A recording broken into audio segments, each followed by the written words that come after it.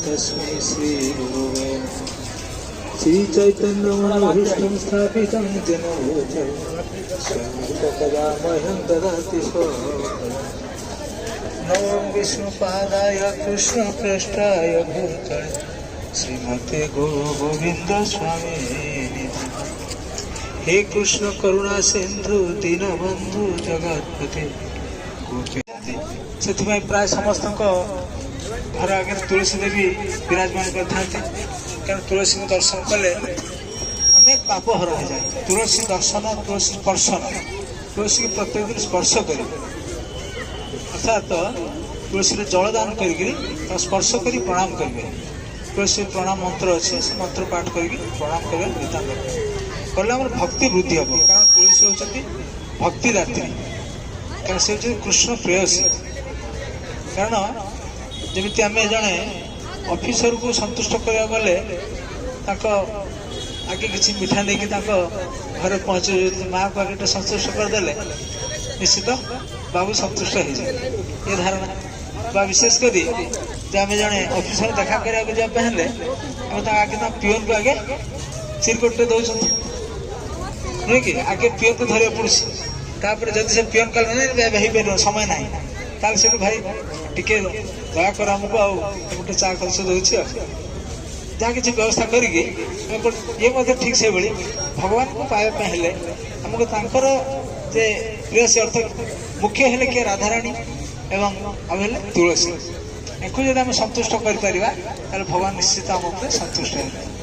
तो से तबे शास्त्र कहते तुलसी तुलसी गंगा भागवत आबर वैष्णव भगत ये चारि रूप एक होई चतुर्था विग्रह बोलाई। तुलसी गंगा भागवत आबर वैष्णव भगत अर्थात भागवत तुलसी गंगा भक्त जने चतुर्था मूर्ति विष्णु यही चारि स्थान पद्मपुराण वर्णना दूसरी भागवत तुलसी गंगा भक्त जने चतुर्था मूर्ति विष्णु यही चार जन पाखे भगवान सब था भागवत जो पाठ होता है से भगवान कारण भागवत है कौन भक्त एवं भगवान कथा तो भगवान कथा जो कीर्तन होता है से भगवान लुचिक शुणती से उपस्थित रही शुणती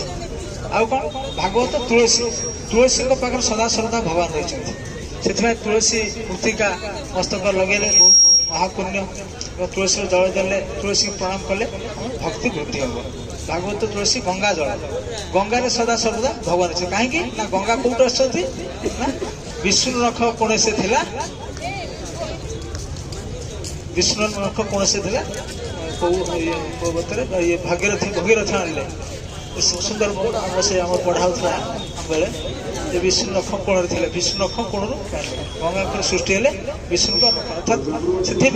विष्णु सदा सर्वदा गंगार विराजमान करते भागवत तुलसी गंगा भक्त भक्त भक्त पाखे भगवान सदा सर्वदा से कहते साधुना हृदय हम साधुना हृदय जे साधु मान होती मोर हृदय एवं मुझे हृदय साधु मान मोर हृदय मुझे हृदय से भगवान सदा सर्वदा साधु मान हृदय विराजमान करता से कौन कहले तुम्हार हृदय सदा गोविंद विश्राम।